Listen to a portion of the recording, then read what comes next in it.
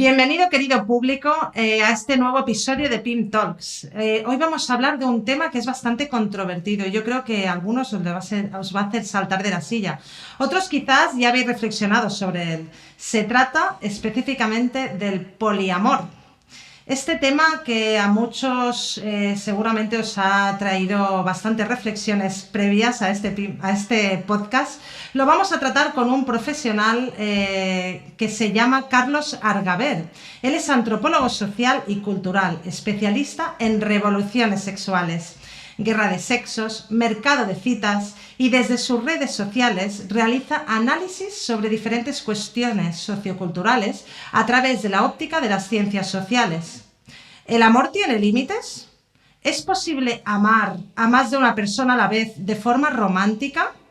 ¿Puede coexistir realmente el poliamor con una estructura familiar? ¿Qué pensáis? Bienvenido, Carlos. Hola, muchas gracias. Bueno, Mopsi, si quieres empezar tú con la primera pregunta, que yo creo que es de las más importantes. Sí, es muy importante, es esencial. Carlos, ¿es lo mismo la poligamia que el poliamor? ¿Cuál es la diferencia? Bueno, yo creo que la diferencia principal es que el poliamor se plantea como un formato de relaciones que son isovalentes, es decir, que todas estas relaciones presumiblemente tienen una calidad de igualdad en cuanto a que no hay ningún tipo de preferencia por ninguna de ellas y siempre pues desde el marco del amor romántico o el amor, digamos, desde, sí, sexoafectivo, por así decirlo, ¿no? Porque claro, podemos entrar en el debate de si ese amor romántico incluye necesariamente la monogamia o no. Y la poligamia, pues hay diferentes formatos, pero no necesariamente supone que deban ser relaciones iguales en cuanto a que vale lo mismo o en cuanto que amamos por igual a las diferentes parejas. De hecho, es bastante habitual que no sea así, que siempre haya una pareja de preferencia, en el caso de la poligamia, que de hecho la mayor parte de las veces suele ser poliginia, es decir, varias mujeres y suele haber una mujer preferente. Según un estudio que se publicó en el año 2013 para una revista bastante conocida, PNAS o PNAS, desde la historia evolutiva se dice que la monogamia surgió en los ancestros de los humanos como un recurso bien para prevenir el infanticidio, pero en la misma revista en el año 2018 también revelaba que muchos vertebrados ya tienen mecanismos moleculares vinculados a una genética que predisponen a la monogamia. Pero sí que es verdad que muchas especies, incluido pues, nuestros compañeros chimpancés o bonobos, usan en realidad voy a decir el poliamor, pero me ha gustado lo que acabas de comentar de la diferencia entre poliamor y poligamia, que quizás está en que en poliamor todos se aman por igual. Entonces, claro, aquí yo ya estoy viendo que hay un aspecto, ¿no? Digamos, quizá que no se puede poner dentro de lo que son los otros animales el poliamor, porque el poliamor necesita de pensar, de amar a todos por igual. Entonces quizás ese concepto con otros animales no tiene mucho sentido, ¿no? Ahora me has hecho pensar con eso. Pero bueno, sí que es verdad que ese tipo de estructuras más de tipo poligamias nos las encontramos pues con otros tipos de especies cercanas a nosotros. Entonces, bueno, ¿cuál, ¿cuál fue primero en el caso de los seres humanos? ¿Es cierto que la monogamia vino después, en un momento dado? O bien, un poco saber desde dónde vienen, ¿no? Esas estructuras en el humano. Yo creo que cuando se habla de estos temas suelen haber como dos principales influencias para interpretar estas cuestiones, respondiendo a tu pregunta. La primera de ellas es la perspectiva marxista. Entonces, la literatura marxista, pues que son los libros inicialmente escritos por Marx y Engels, a veces ofrecen relatos relativamente contradictorios, pero lo que quiero decir es que cuando se escribieron estos libros se partía de la información antropológica que se tenía entonces, que no es la misma que se tiene ahora. Entonces, por aquel entonces era muy popular la creencia de que el ser humano en su estado natural, si es que existe algo así, porque con frecuencia en ciencias sociales se suele invocar una naturaleza que nunca termina de estar presente debido a que todos pues, sufrimos coerciones de todo tipo, pero aparentemente está en algún lugar, solo que se esconde. Entonces, en este estado natural del ser humano, las personas viviríamos en hordas promiscuas y tendríamos relaciones pues más o menos desordenadas y bueno, intercambiaríamos parejas sexuales según nuestras apetencias y preferencias. Esta influencia tiene, este planteamiento pues tiene mucha influencia sobre todo a las personas del ámbito de la izquierda por cuestiones obvias, ¿no?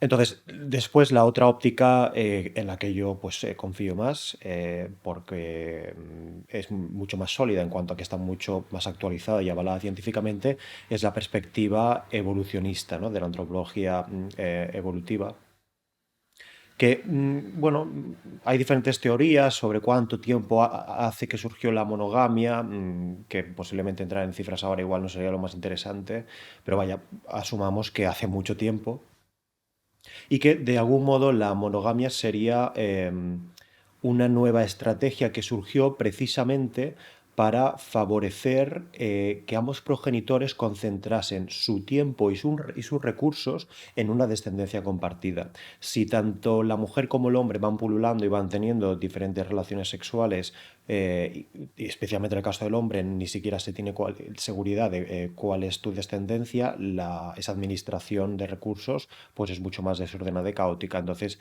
se cree que posiblemente el pasar a la monogamia nos hizo más sociables, más competentes, facilitó la cooperación y no fue tanto un sálvese quien pueda, con lo que es fácil relacionar la monogamia con elementos más propios de lo que nosotros entendemos que es el ser humano, ¿no? Como decía, la generosidad, la capacidad de compartir, la cooperación, la planificación.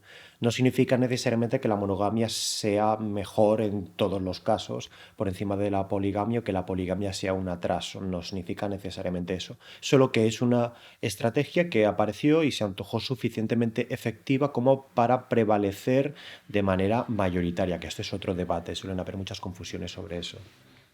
De hecho, es interesante lo que comentas. Ahora estaba pensando que también si lo vinculamos con la religión, desde la influencia del judaísmo y posteriormente del cristianismo, puso como la monogamia, ¿no? En relevancia como el sistema familiar, que quizás, cogiendo, Carlos, tu discurso, quizás era el que más ayudaba a ese sistema familiar, pero de alguna forma también se le apoderó de la moral, era el más moralmente aceptado. Pero a mí me parece curioso, por lo menos, que luego, ¿no? Con la religión musulmana, en particular lo que tiene que ver con el Islam, permite la poligamia bajo ciertas condiciones, que no está prohibiendo la monogamia, pero sí que de alguna forma como que le da paso, ¿no? A la poligamia. Y en este caso es ese tipo del que comentabas, de hombre con muchas mujeres. Entonces veo que hay mucha relación también entre la religión, el estilo, la estructura de poligamia o monogamia. Y claro, pero luego la religión musulmana salió después, ¿no? Del judaísmo y el cristianismo. Entonces, ¿por qué esas oscilaciones? A ver si nos puedes dar un poco de luz. Bueno, en ciencias sociales, en antropología en particular, las religiones son un sistema clasificatorio de la información y un sistema moral evidente, ¿no? La religión separa lo profano de lo sagrado. Entonces, yo creo que esto es posible que es muy probable, de hecho, que el cristianismo, o es un hecho, que el cristianismo propusiese o impusiese la monogamia como único sistema válido afectivo. Sí, de hecho, si recurrimos a la bibliografía que tenemos que recoger cuáles son las prácticas de las sociedades precolombinas, de las sociedades americanas antes de que llegase el cristianismo, pues sí que habían sociedades polígamas y había bastante diversidad de modelos afectivos en ese aspecto. Entonces, claro, la religión tiene un carácter impositivo evidente, no se puede discutir eso. En el caso del Islam, ¿por qué quizás diferente a diferencia del cristianismo cuando quizá pues, son la misma rama? No lo sé, la verdad. Pero sí que creo que es importante hacer el matiz de que si está permitida la poligamia, pero en realidad no la poligamia, sino la poliginia. Es decir, tú puedes tener diferentes mujeres como hombre, pero no al revés. Yo creo que en la religión, en los diferentes países musulmanes, obviamente, pues hay notables diferencias. El Islam de Marruecos no tiene casi nada que ver con el Islam de Indonesia, pero por lo general son culturas del honor. Entonces, el honor está muy relacionado con la filiación. Si tú tienes una red de filiación muy extensa, con muchos hijos, digamos que eso puede traducirse en una familia poderosa que tiene mucho honor. Si en este contexto tú permites la poligamia, facilitas que las familias sean mucho más grandes. En las sociedades islámicas, de hecho, el tener muchos hijos varones, especialmente varones, ofrece mucho prestigio. Es posible que por estas razones la poligamia haya sido aceptada en las sociedades islámicas. No lo sé, quizá en las sociedades preislámicas ya este elemento de tratar de construir familias muy grandes con gran capacidad de influencia, pues ya ha tenido su propia importancia, y el hecho de que el Islam se adaptase a esta práctica favoreció que arraigase el Islam. Puede ser, realmente no tengo mucho conocimiento sobre el Islam, la verdad, en este De aspecto al hecho, menos. de hecho, tiene sentido también, pues estoy pensando que en los países que practican el cristianismo, catolicismo específicamente, y que están cerca de países islámicos, también en ocasiones usan la poligamia. O sea, que y tienen ese punto también de poder familiar vinculado al hombre que tiene muchos hijos, ¿no? Y eso le aporta poder, o sea que sí, sí. Ujú. Carlos, ahora hablando un poco ya de la estructura familiar, estoy segura que muchos de nuestros oyentes tienen claro cómo funciona una estructura familiar monógama. Pero el día de hoy, una familia con hijos que practica el poliamor, ¿cómo se desempeña? ¿Qué dificultades puede encontrar? Pues es una muy buena pregunta. De hecho, yo creo que posiblemente sea difícil de responder porque la muestra de personas que practica pues el poliamor es relativamente pequeña. Yo de hecho me resisto incluso a aceptar que, pues eso, ¿no? Que hay un numeroso grupo de personas que lo practican. Ya no, o sea, yo ni siquiera entro en los problemas que puede suponer respecto a los hijos, sino que ya como modelo afectivo yo le veo unos problemas muy evidentes. Quizás sería más apropiado hablar de poligamia, no lo sé, pero bueno, sí que conozco algunos casos de personas que viven en comunas, que son un modelo heredado sobre todo de la segunda revolución sexual de los años 60, y que, bueno, influidos por esa revolución, tratan de educar a los hijos todos entre sí. Es decir, independientemente, vamos a suponer que es un grupo de 10 personas, 5 hombres y 5 mujeres. Independientemente de quién sean los hijos, pues no hay ninguna preferencia a la hora de educarlos, y nadie tiene mayor autoridad ni potestad para hacerlo. Este es un modelo que yo he visto en algunas ocasiones. ¿Qué problemas puede suponer? Bueno, creo que es un modelo obviamente muy desordenado. Puede funcionar quizás si es que los referentes son suficientemente competentes, pero creo que todas las personas jerarquizamos las relaciones, no solamente las relaciones afectivo-románticas, sino incluso las relaciones de filiación. Incluso hay bastante evidencia de que los padres secretamente o no tienen un hijo favorito, y creo que es importante que todos nosotros sepamos quién es nuestra madre e idealmente quién es nuestro padre. Entonces, en una comuna de relaciones más o menos desordenadas, eso no se da, eso no se va a dar. Y las personas que yo conozco que han vivido en estos lugares luego no han replicado estos modelos afectivos, posiblemente porque consideran que no es la mejor opción. Claro, bueno, mira, en un estudio que sacó la revista americana Journal on Sex and Marital Therapy en el 2017, indica que el 22% de la población en Estados Unidos, según ellos, ya está practicando esta estructura. Aunque en el mismo estudio recalca que la mayoría de relaciones no heterosexuales. ¿Qué piensas sobre esa asociación entre el poliamor y la no heterosexualidad? Vale, bueno, un 22% de personas que practica esa estructura. ¿Cuál estructura? La del poliamor. Sí, sí, o sea, tiene familia estructurada con hijos y una relación poliamorosa. No, Bueno, pues sin convendría hijos, echarle un ¿no? vistazo. ¿Sin O sea, hijos? No, con... Ah, no no, con. sin hijos. No. Ah. ¿Qué piensas sobre la asociación entre el poliamor y la no heterosexualidad? Lo que pasa es que ese estudio recalca que quienes practican esta estructura de una relación poliamorosa, la mayoría eran relaciones no heterosexuales. Sí, O sea, es como diciendo, a ver si lo entiendo bien, es como diciendo, sí que es verdad que ha crecido la población que usa el poliamor como estructura relacional, sexoafectiva, pero que parece ser que dentro de ese 22%, una gran mayoría es bueno,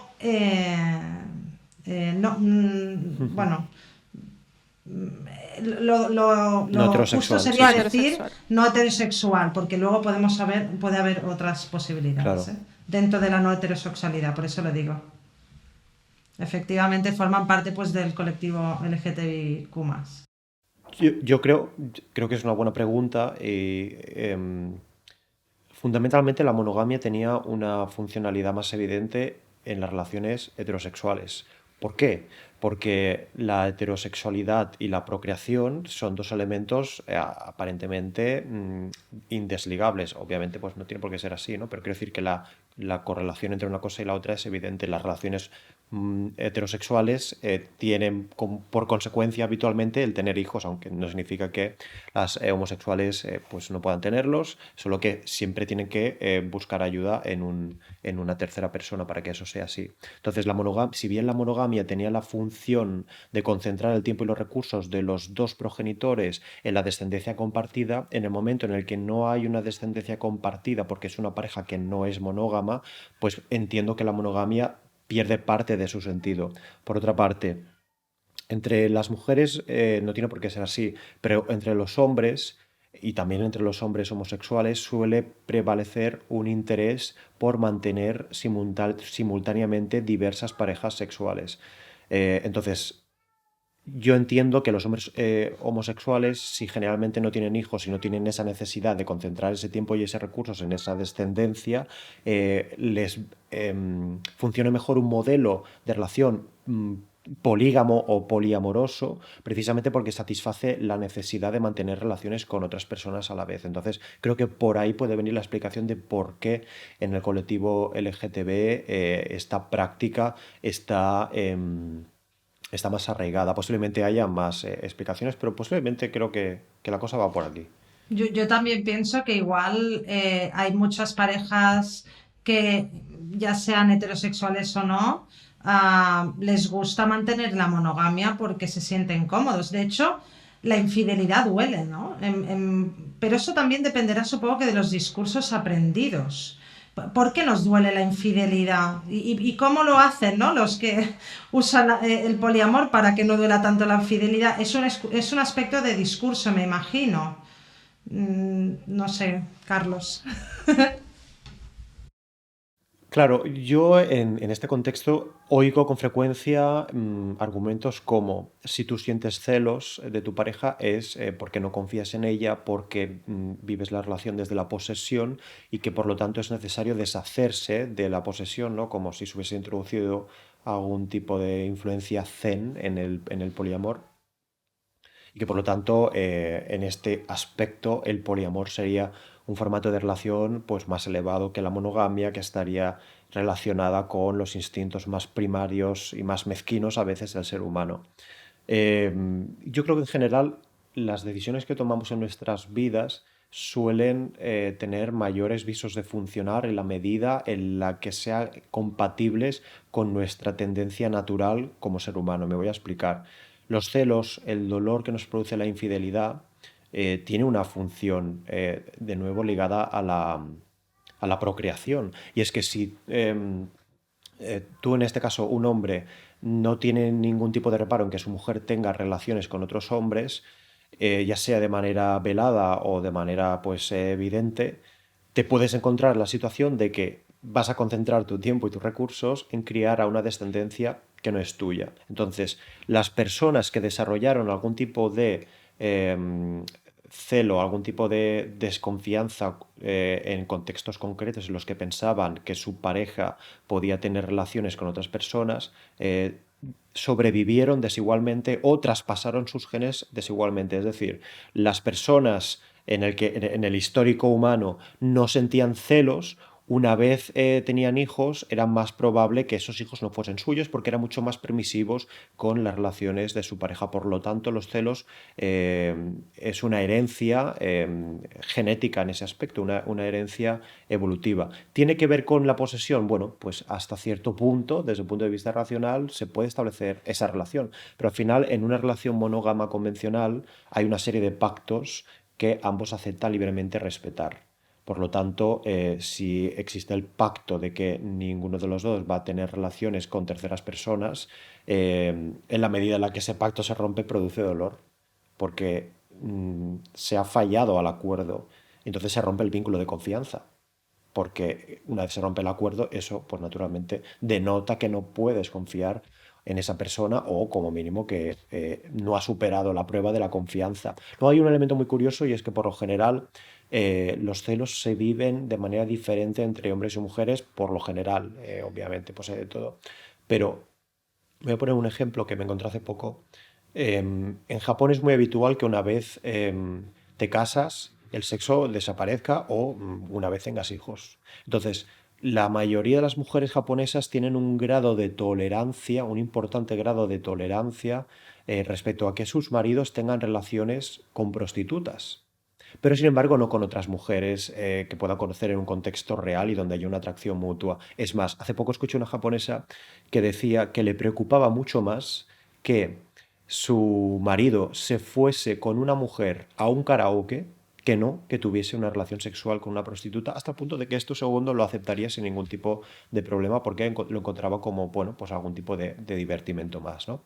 Entonces ella vinculaba esta infidelidad emocional, por así decirlo, del karaoke como una actividad íntima que no debe compartir con cualquiera y de ahí pues nacía ese dolor en el que debe haber una exclusividad, una confidencialidad de la intimidad que las personas poliamorosas pues generalmente rompen o flexibilizan porque consideran que otras personas pueden participar en el mismo grado en este nivel de intimidad. Y sin embargo, a los hombres les suele preocupar más la infidelidad sexual, es decir, a un hombre de media no le preocupará tanto que su pareja tenga una relación especial, incluso un tanto ambigua, con un hombre, eh, siempre y cuando pues, no haya sexo, ¿no? Si no hay sexo le preocupará mucho más. Y esto tiene una explicación, de nuevo, rescatando el argumento que utilizaba, porque en este caso la mujer tiene la carga reproductiva. Si la mujer tiene relaciones con un tercer hombre, con un segundo hombre, con una tercera persona en este caso, tendrás que dedicar tu tiempo y tus recursos a una descendencia que no es tuya. Sin embargo, a la mujer lo que le preocupa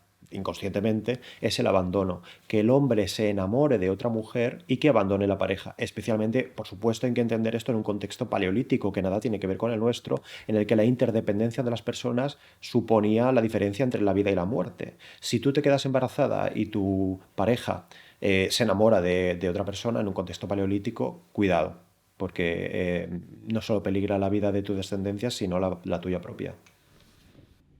Ah, qué interesante. Me Sí, quedé la verdad que encantada. sí. Sí, sí. Carlos, entonces el amor romántico está vinculado con los celos, con ese miedo a la infidelidad. Entonces supongo eso nos ayuda a desarrollar relaciones a largo plazo para crear descendencia propia, un poco lo que estabas hablando. Ahora, ¿tiene sentido el amor romántico en una pareja poliamorosa, perdón?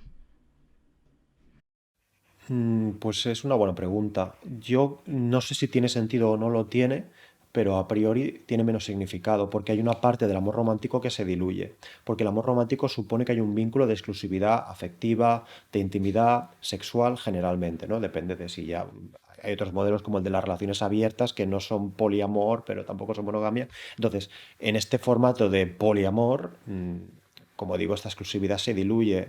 Entonces, eh, Mm, participan menos en el amor romántico en esa medida, aunque puedan sentir un gran afecto por otras personas. Y yo creo que, por lo general, las personas que participan en este formato de relación tienen que hacer un esfuerzo consciente para no dar preferencia a ninguna persona en particular. Hay un experimento muy interesante que se hizo en el siglo XIX, no tengo muchos datos ahora sobre, o sea, conozco la historia, pero me va a costar citar exactamente dónde y quién lo desarrolló, pero algún tipo de líder espiritual reunió pues a toda una serie de personas para habitar en un mismo lugar. Entonces, entre algunas de las normas que había en ese lugar era que estaba prohibido tener relaciones sexuales con una sola persona de manera dilatada en el tiempo. O sea, tú no podías establecer ningún pacto con otra persona del tipo que solamente vas a mantener relaciones con ella en los próximos meses, por ejemplo, y tenía otras características como que los hombres solamente podían eyacular en mujeres que ya no eran fértiles. Bueno, fue un experimento inintencionado, pero que arrojó conclusiones interesantes, porque a pesar de que estaba prohibido el mantener relaciones monógamas, la mayoría de las personas las tenía secretamente. Todos tenían algún tipo de preferencia. Y en estos modelos de relaciones poliamorosas o relaciones abiertas hay que invertir mucho tiempo y mucho esfuerzo en hablar, en comunicarse, en llegar a pactos. Y hay que esforzarse mucho precisamente para no volver, si puedo utilizar este verbo, quizás se me critique, a la monogamia. Claro, yo estaba pensando ahora que también debe haber dentro del poliamor diferentes estructuras, ¿no? Todo se debe pactar, entiendo, pero puede ser que tengas, por ejemplo, una relación de intimidad en cuanto a afectividad, me refiero ahora, y no tanto a sexualidad, y en cambio tengas la misma conducta sexual con esa persona y con otra más, por ejemplo. Es decir, puede ser que haya intimidad profunda con una de las partes en cuanto a afectivo y en sexo de forma por igual. ¿O qué? Porque si realmente tienes que estar constantemente asegurándote de mantener esa intimidad profunda, tanto en lo afectivo como en lo sexual, con todas las partes, es que realmente es complejo. Yo pienso, si ya con la monogamia ya nos cuesta comunicarnos muchas veces, ¿no? Y mantener esa intimidad, ostras, es que realmente muchas personas que piensan con poliamor y piensan, claro, mira, así tienen, a mí no me parece nada fácil, pero nada No, fácil. no, no, no. Y, Sí, sí, perdona. no, y estaba pensando también con los ciclos de la vida, ¿no? Por ejemplo, en el momento en que te tienes que ir a vivir juntos, porque una cosa es tener monogamia, o en este caso hablamos de poliamor, pero otra cosa son las etapas de la vida. Vale, hay un momento en que te vas de casa, entonces si cuando eres joven, ¿no? Y entonces en ese momento una de las dos partes quiere vivir contigo y la otra no puede, no sé, ¿no? Pongo un ejemplo, ¿no? Y ahora estoy pensando en una relación a tres, entiendo que eso ya entra dentro de poliamor, creo. Entonces, claro, ¿qué pasa con los ciclos vitales cuando tienen que vivir juntos? O también hace poco me pasó, esto es un caso real, hace poco me pasó con una relación de poliamor que tenían problemas porque dos de ellos, de los cuatro que son, dos de ellos querían tener hijos porque habían llegado a la edad de los 30 y algo y querían tener hijos. Y claro, yo pregunté, ¿y cómo lo vais a hacer? ¿Qué dice la teoría? Y me decían, bueno, es que no hay muchos casos como nuestro. O sea, quien ha seguido la práctica poliamorosa me contaban, es que aún eran muy jóvenes. Entonces, ahora pues nos encontramos con esto y no sé qué pasó, la verdad, no sé cómo acabó el tema, pero claro, llevar todo, es que es complicado, ¿eh? Claro, además, fíjate que comentabas que tú puedes establecer una serie de pactos en los que mantengas una afectividad con una persona, pero que solamente repliques la parte sexual con otras personas, pero esa afectividad la puedas mantener solo con esta primera. Pero realmente ni siquiera tú mantienes la misma conducta sexual con alguien con quien compartes una gran afectividad que con alguien con quien no la compartes. Quiero decir, realmente la afectividad y la sexualidad no son dos categorías estancas que no interactúan entre sí.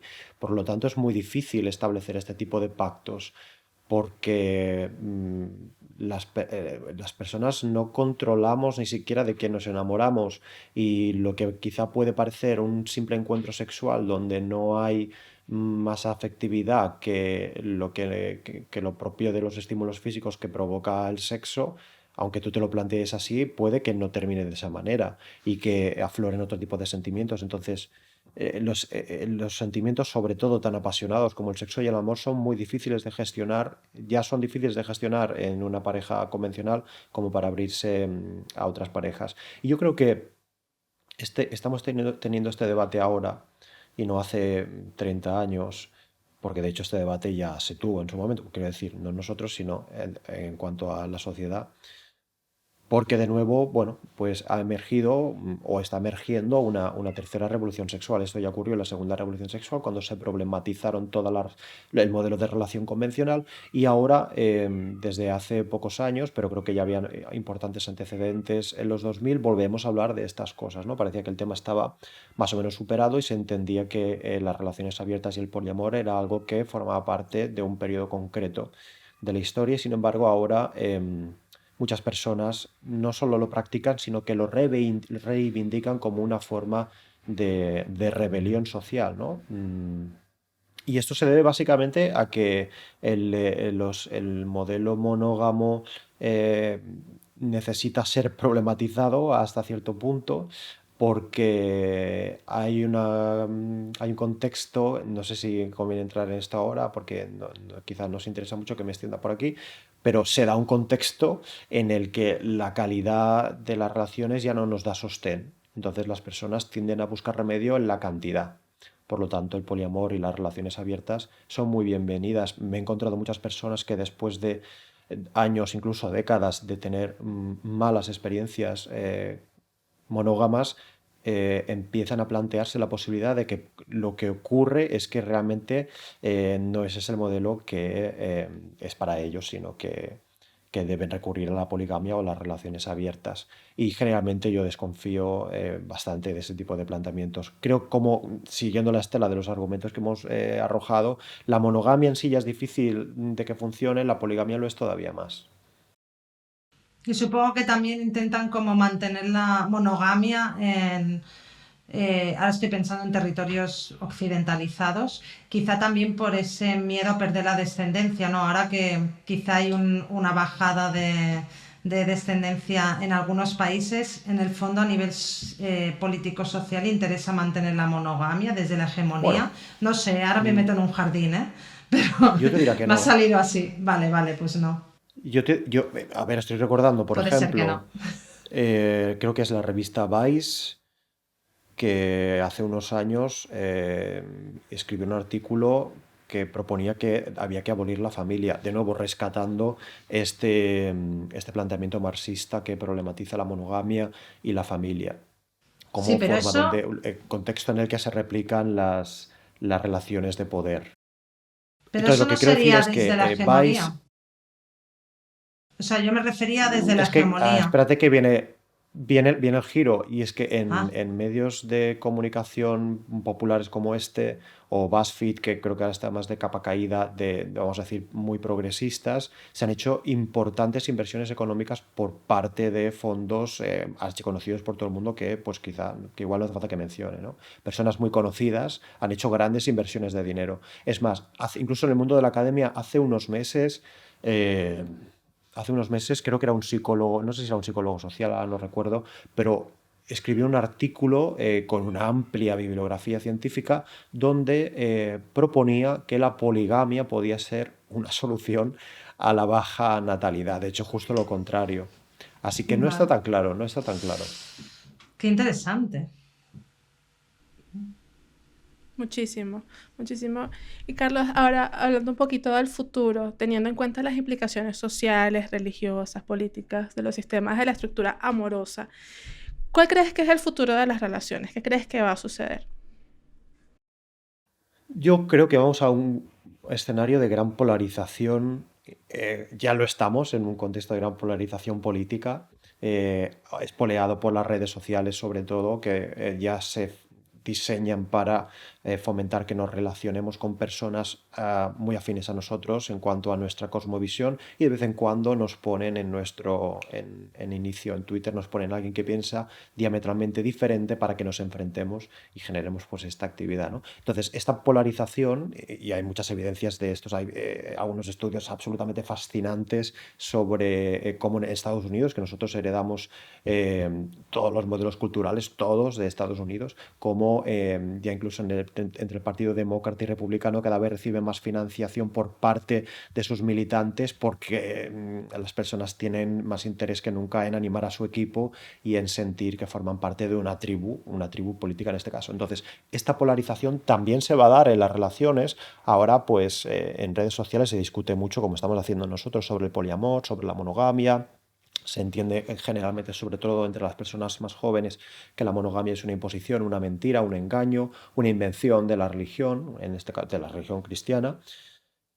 Estamos en un contexto además de guerra de sexos evidente, y aquí no se salva a nadie. No es cuestión de que el feminismo esté persiguiendo a los hombres o que los esté atacando, no significa eso, sino que, bueno, creo que se hace una interpretación sobre determinados fenómenos que son muy complejos y que requieren un debate profundo, y generalmente se invoca pues al machismo o al patriarcado y se anula el debate. Simplemente es como una carta comodín que sirve para anular el debate. Poco a poco se observa mayor pluralidad de opiniones, pero también muchas opiniones arrojadizas. O sea, personas, generalmente hombres, que son críticos con el feminismo, pues vamos a decir institucional, como ocurre en España, que tiene mucha presencia, bueno, pueden hacer una crítica más o menos legítima en algunos aspectos, pero se pasan de frenada y entonces empiezan a hablar de las mujeres, ¿no? En el contexto actual en el que se ha dado este shock tecnológico a través de las aplicaciones de contactos y las redes sociales, y nos relacionamos con los demás a través de, pues eso, ¿no? De Tinder, Bumble, etcétera. Eh, Muchas personas están empezando a pensar pues que la mayoría de los hombres no valen la pena por una razón u otra, por la influencia de lo que sea. En parte, pues el feminismo tiene su parte de responsabilidad y es necesario abrir ese melón. Eh, y por otra parte, pues hay muchos hombres que empiezan a pensar lo mismo de las mujeres. ¿Por qué? Pues porque tenemos toda una serie de vídeos que se hacen virales en TikTok, en Twitter, sobre declaraciones de ciertas mujeres que responden a entrevistas donde dicen haber tenido relaciones sexuales con 100 personas teniendo 19 años y cosas así. Y se fomenta esta visión de que la juventud, y en especial las mujeres, están participando en la promiscuidad pues, de manera masiva, y que en la medida en la que las mujeres solo están interesadas en tener sexo casual y ya no valoran los vínculos o ya no son capaces de mantenerlos, pues no vale la pena. Sin tener en cuenta que la mayoría de estas entrevistas están pactadas precisamente para hacerse virales, y que muchas de las chicas que aparecen en este tipo de entrevistas, de hecho, son trabajadoras sexuales en algún grado, ¿no? Pues porque tienen un OnlyFans u ofrecen algún tipo de servicio y utilizan la entrevista como forma para promocionarse, pero está calando el discurso de que, en este caso, las mujeres pues desprecian a la mayoría de los hombres y solo son capaces de relacionarse con hombres que son estupendos y fantásticos en el aspecto físico, o que son adictas al sufrimiento que estos hombres les provoca, y que no son capaces de mantener una relación, o no, ni siquiera tienen ese interés, y no es verdad. Entonces, termino el argumento. En este contexto, creo que hay yo veo muchas personas en Internet. A veces Internet es el reflejo de la realidad, o puede que no lo sea, pero creo que algo está pasando, que hoy veía, por ejemplo, la noticia de que en Rusia, no sé si será cierto, pero me parece creíble, en Rusia están haciendo diferentes aldeas que presumiblemente el gobierno está desarrollando para que las personas occidentales, en este caso de Europa Occidental, vayan a vivir allí, en la medida en la que estén buscando un lugar en el que la tradición todavía sea la norma, y que las relaciones afectivas pues sean más o menos convencionales, como han sido hasta hace poco. Con esto quiero decir que, independientemente de que la noticia sea real o no, el interés que suscita denota que realmente hay personas interesadas en este tipo de fenómenos, porque lo consideran necesario, porque consideran que la sociedad ha llegado a un nivel de perversión que no queda otra pues que poner el último clavo en el ataúd y decir: hasta aquí, me voy a una aldea de Siberia y a vivir en el campo y a relacionarme con personas que tengan mis mismos valores. Entonces, yo creo que vamos a este contexto. Algunas personas participarán desigualmente en prácticas más o menos aventuradas, como es el poliamor, las relaciones abiertas y los diferentes formatos que puedan surgir o que queramos rescatar de la segunda revolución sexual, y otras tantas personas incluso buscarán activamente mantener relaciones ya no monógamas convencionales, sino tradicionales, donde los roles de género están fuertemente asentados, y luego pues habrá un grupo posiblemente mayoritario de personas que fluctuará entre una cosa y la otra. Esa es mi opinión. Realmente interesantísimo, Carlos. Ahora Wow, estaba sí. pensando, sí, ¿verdad? Es que estaba pensando ahora y la responsabilidad, ¿no? Como adultos que somos. Bueno, estaba pensando cómo debe ser los jóvenes de hoy en día, ¿no? Con esas primeras experiencias amorosas, porque recuerdo yo mi adolescencia, ¿no? Y digo, ¡buah!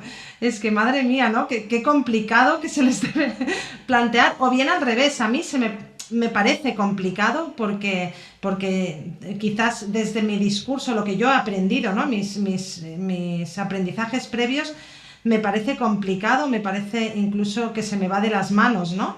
Pero quizás los adolescentes de hoy en día, los jóvenes de hoy en día, lo tienen como más naturalizado esas posibilidades. No sé, Carlos, si has tenido la suerte de poder hablar con los jóvenes de hoy en día que siguen esos canales en redes sociales o en institutos, porque claro, recordar que los adultos también tenemos en las manos la educación sexual, ¿no? que estamos aportando a nuestros hijos. Que incluso yo hace poco leí que hay incluso educación sexual ya a niños a partir de los 3 5 años, ¿no? Entonces, en cuanto a género, en cuanto a posibilidades de relaciones amorosas. Entonces, claro, yo esto a mí me coge, o sea, me coge un poco fuerte, ¿no? Porque claro, yo quizás es por mi generación. Pero, Carlos, ¿has tenido la posibilidad de hablar sobre esto con jóvenes que ahora mismo, ¿no? Que están empezando a tener esas primeras relaciones? El caso es que yo trabajo con infancia y familias. Trabajo con infancia y familias en riesgo de exclusión social, pero sí es verdad que generalmente no trato tanto con adolescentes, sino que es más bien pues primaria. Pero bueno, ves un poco de todo. También muchos niños reproducen el discurso de sus hermanos mayores. Y bueno, por otra parte, sí que tengo la experiencia, sí que he podido hacer algunas entrevistas en la calle sobre esto y hablar con personas muy jóvenes.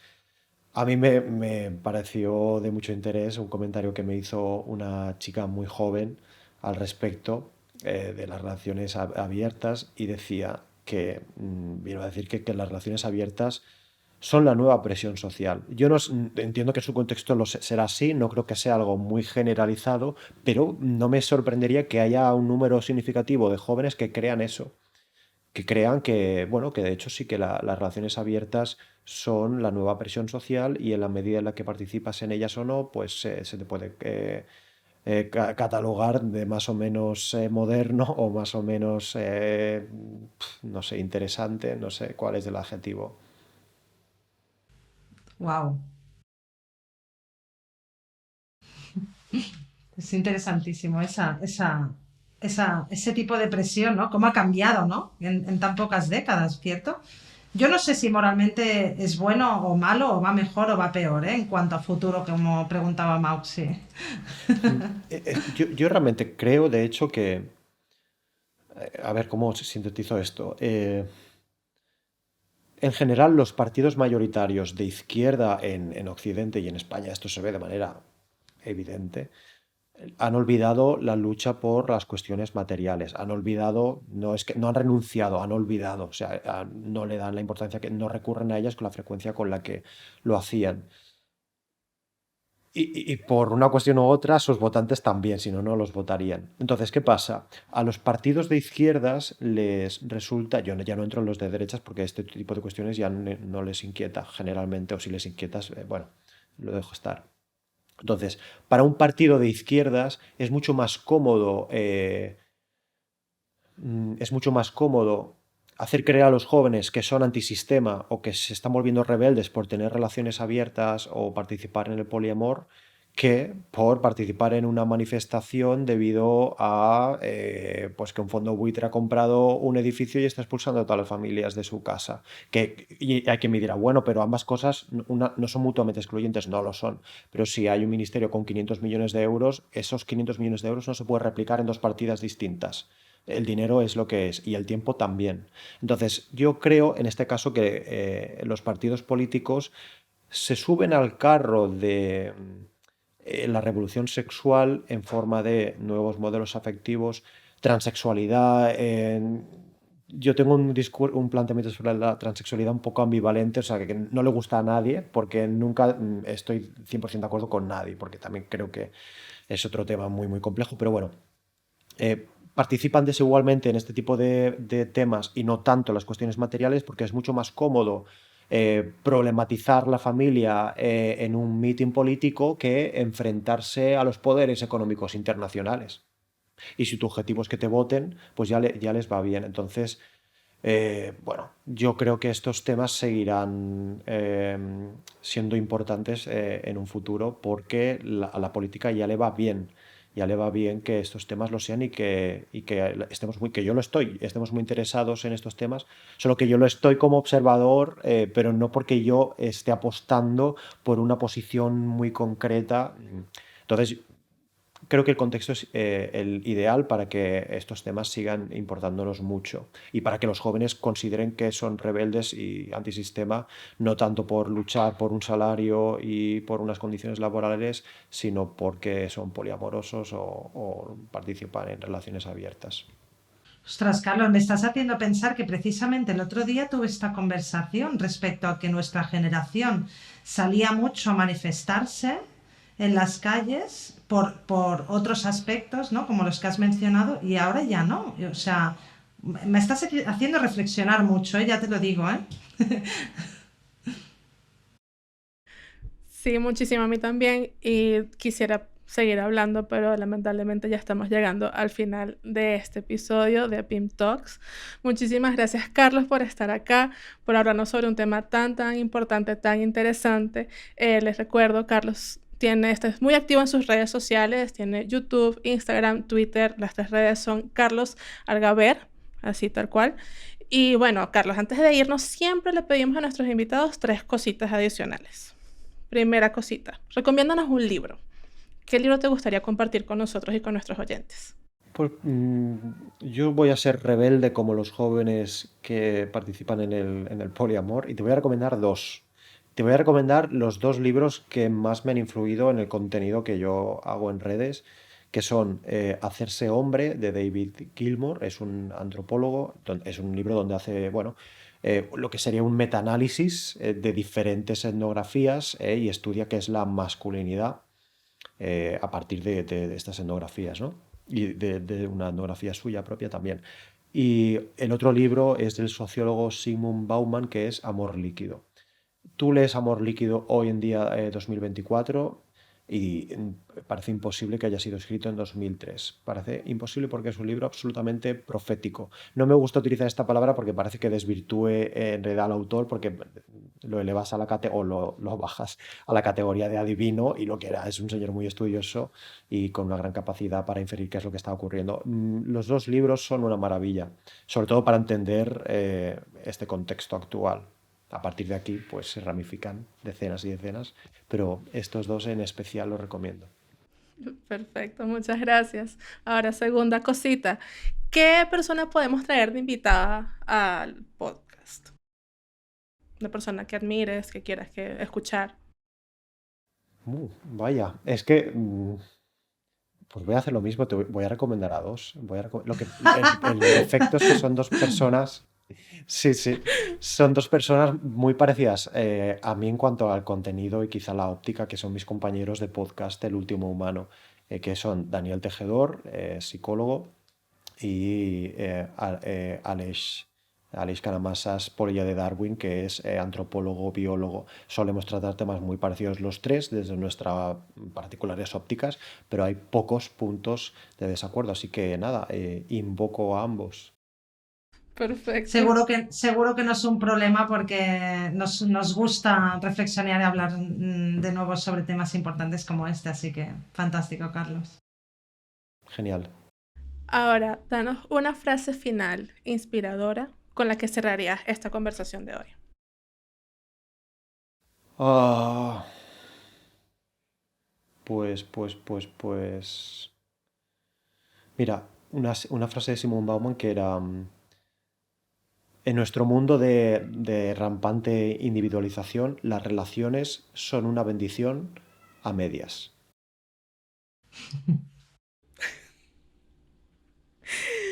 Muy bien, me quedé, pero con este episodio de hoy espero que a ustedes también les haya gustado y con esta frase nos despedimos. Somos Mauxi, Joana, les esperamos como siempre en el próximo episodio de Pimp Talks, el podcast de Psicología y Mente.